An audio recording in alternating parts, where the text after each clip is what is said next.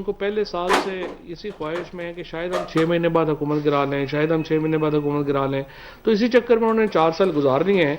मेरा ख्याल अगले 5-6 साल भी वो ऐसे गुजारना चाहते हैं। हम तो अपोजिशन के साथ चाहते हैं कि हमें अपोजिशन के साथ 2-3 अमूर के ऊपर बैठना चाहिए। हम इसके ऊपर बारहा मैं आपके सामने भी बात कर चुका हूँ, स्पीकर कौमी असम्बली बुला चुके हैं, वज़ीर आज़म जो है वो ये बात कर चुके हैं। अपोजिशन की लीडरशिप जो है वो इसके ऊपर फोकस नहीं है। यहाँ पे मुश्किल होता है, माफियाज के खिलाफ लड़ना मुश्किल है।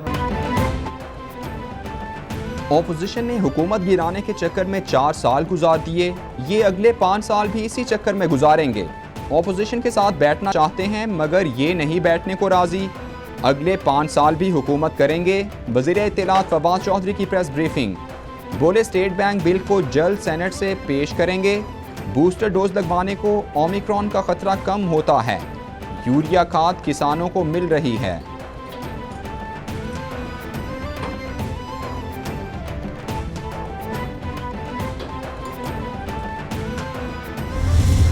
इंशाअल्लाह ताला ये स्टे वेकेट किया जाएगा, जिसके बाद जब हम ये गैस रीडाइवर्ट करने के प्रोसेस शुरू करेंगे तो कराची में बेहतरी आ जाएगी। दूसरा जो मामला है वो मैं आना चाहता हूं स्टेट बैंक के ऊपर, क्योंकि काफी ज्यादा इस पे ऑपोजिशन ने भी बहस की और इसको मुतनाज़ बनाने की काफी कोशिश की गई। लेकिन अगर आप हकाइक को सामने रखें तो हकाइक मुख्तलिफ है। सारी दुनिया के अंदर, यूरोप के अंदर, अमेरिका के अंदर इस कानून पास करने के बाद भी जितना हमने पाकिस्तान में कानून पास किया, जितना वहां पे स्टेट बैंक आजाद है उतना पाकिस्तान में भी नहीं होएगा। स्टेट बैंक ऑफ पाकिस्तान का जो बोर्ड है उसका तायिन वफाकी हुकूमत करेगी।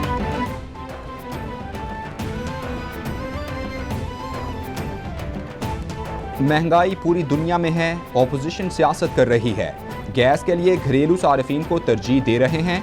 स्टेट बैंक कानून पर सियासत की जा रही है। नून लीग ने आखिरी साल ग्रोथ दिखाने के लिए अरबों डॉलर झोंके। वजीर तवानाई हम्माद अजहर की प्रेस कॉन्फ्रेंस, बोले स्टेट बैंक के गवर्नर और डेप्यूटी गवर्नर का तायुन विफाकी हुकूमत करेगी। स्टेट बैंक के तमाम असासे विफाकी हुकूमत की मिल्कियत रहेंगे।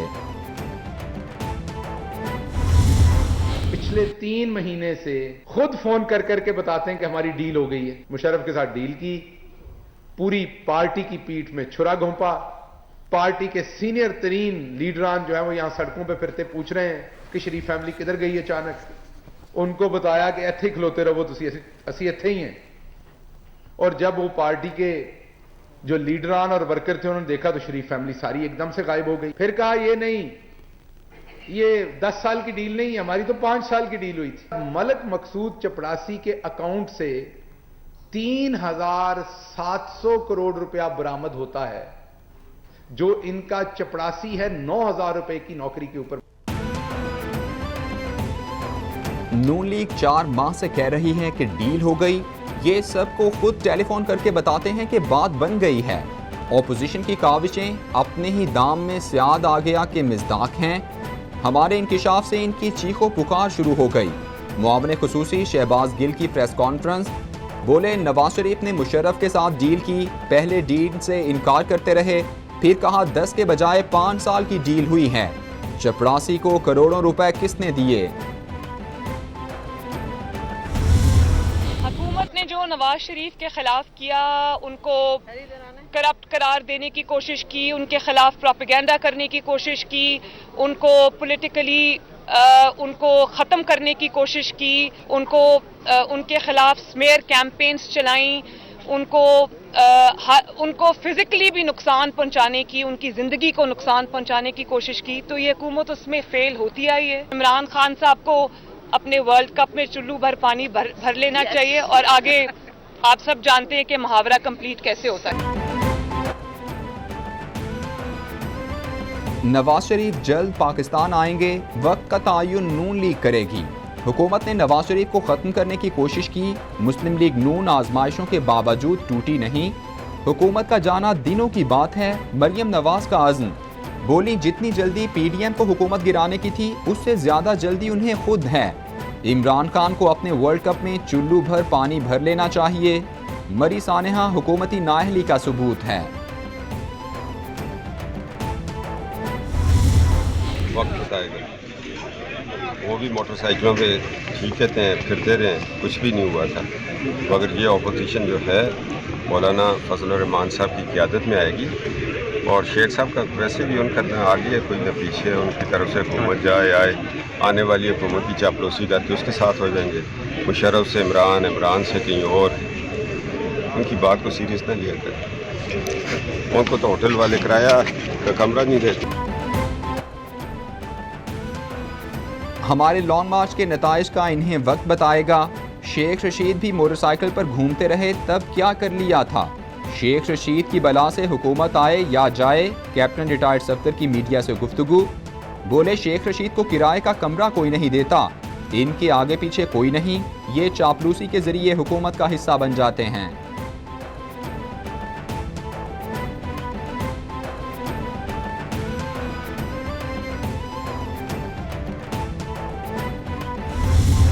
पीटीआई ने तब्दीली और एहतसाब के नाम पर लेकिन न मसावत आई, न तरक्की हुई, न एहतसाब हुआ, न तब्दीली आई। पीपल्स पार्टी और मुस्लिम लीग की माशी पॉलिसियों के नतीजे में आम आदमी बर्बाद हुआ था और करप्शन में इजाफा हुआ, और तहरीक इंसाफ और इमरान खान की हुकूमत ने इस करप्शन में और इजाफा किया। इमरान खान को एक नजात दहिंदा बनाकर पेश किया गया। आम आदमी के लिए तो अब सांस लेना मुश्किल हो गया है। अमीर जमात इस्लामी सिराजुल हक कहते हैं, जब किसी चीज़ की मार्केट में दस्तयाबी हो तो कीमत में कमी होती है। पाकिस्तान में धंधा उल्टा हो गया है, बिजली वाफर होने के बावजूद महंगी हो रही है। नून लीग ने तरक्की के नाम पर तो पीटीआई ने तब्दीली के नाम पर अवाम को धोखा दिया। मुआशी तबाही के बाद किसी कौम की खुद मुख्तारी कायम नहीं रहती, हर कोई हुक्मरान की जालिमाना पॉलिसीज पर इनकिलाब का मुंतजिर है।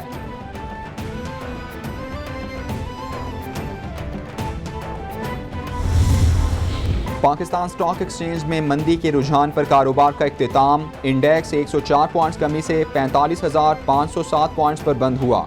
इंटरबैंक में डॉलर 26 पैसे बढ़कर 176 रुपये 18 पैसे का हो गया। फी तोला सोना 200 रुपये कमी से 1,25,000 रुपये का हो गया।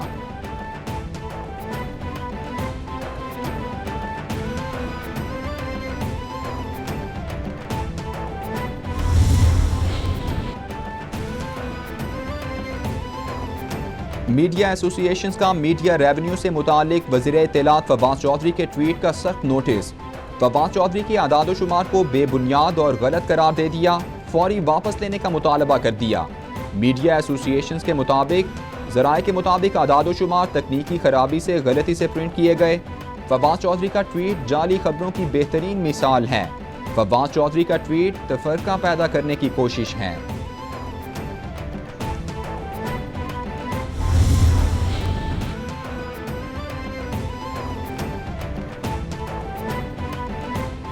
तहरीक इंसाफ के रुकने कौमी असम्बली नूर आलम खान को शोकॉज नोटिस जारी। सदर पीटीआई खैबर पख्तूनख्वा परवेज खटक ने शोकॉज नोटिस जारी किया।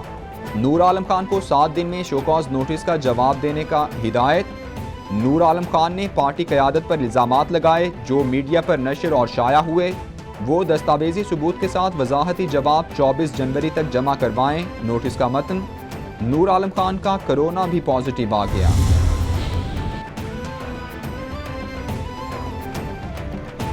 वज़ीर-ए-आज़म की इस्लामाबाद के बल्दियाती इलेक्शन के लिए वज़ारत बराए साइंस एंड टेक्नोलॉजी को EVM मशीनें फराहम करने की हिदायत। इमरान खान कहते हैं वज़ारत बराए साइंस 3900 EVM मशीनें इलेक्शन कमीशन को फराहम करे। EVM पर इंतखाबात के लिए वज़ीर-ए-आज़म ऑफिस की मदद चाहिए तो हासिल की जाए। शिबली फराज बोले 15 अप्रैल से पहले इलेक्शन कमीशन को 3900 EVM मशीनें फराहम कर दी जाएंगी।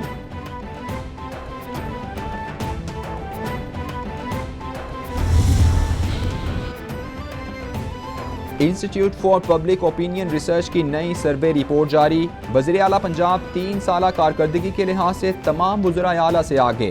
अक्सरियत ने उस्मान बुज़दार को सबसे बेहतर वज़ीर आला करार दे दिया। सर्वे के मुताबिक पंजाब के 45% राय दहिंदगान ने उस्मान बुज़दार को बेहतरीन वज़ीर आला करार दिया। महमूद खान दूसरे, मुराद अली शाह तीसरे और कुद्दूस बजिंजो चौथे नंबर पर रहे।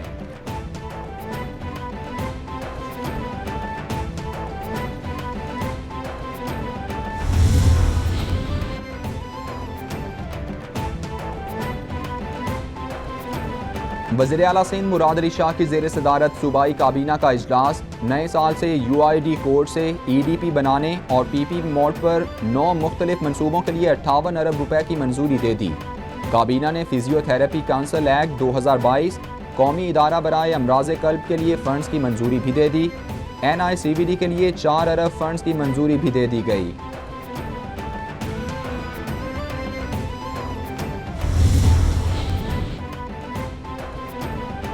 सिंध हुकूमत का बड़ा इकदाम, ख्वाजा सराओं को सरकारी नौकरियां देने के लिए कोटा मुख्तस कर दिया। सईद गनी कहते हैं ख्वाजा सराओं के लिए नौकरियों में 8.5% कोटा रखा जा रहा है। अदालतों के लिए 152 गाड़ियां और 50 मोटरसाइकिलें खरीदने की मंजूरी दी गई है। अदालती जजेस चलाने के लिए नए जजेस तैनात किए। सिंध रेंजर्स के इख्तियारात में 90 की रोज़ की तौसीह कर दी गई है।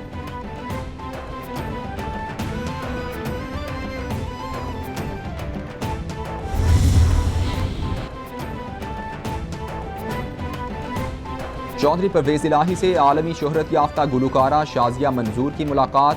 परवेज़ इलाही कहते हैं फनकार मुआशरे का मुस्बत चेहरा सामने लाने के लिए इंतहाई अहम होते हैं। शाजिया मंजूर का नाम दुनिया में इज्जत और एहतराम से लिया जाता है। कोरोना की वजह से शोबिज़ इंडस्ट्री पर मनफी असरात मुरतब होते हैं। हुकूमत फनकार बरादरी की फलाह व बहबूद की बहाली के लिए अमली इक़दामात करे।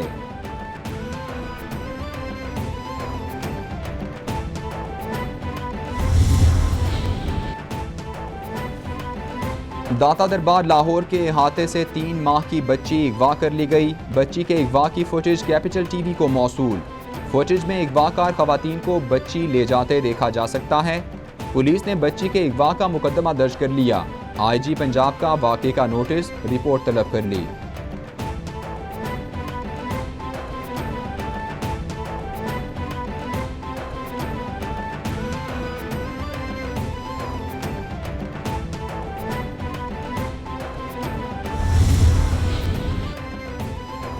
और कोरोना वायरस की तशवीशनाक सूरत हाल पर NCOC का दूसरा इजलास। तालीमी इदारे मुकम्मल बंद करने की तजवीज़ सामने ना आ सकी। इजलास में नई बंदिशों के हवाले से मुख्तलिफ तजावीज़ पर गौर।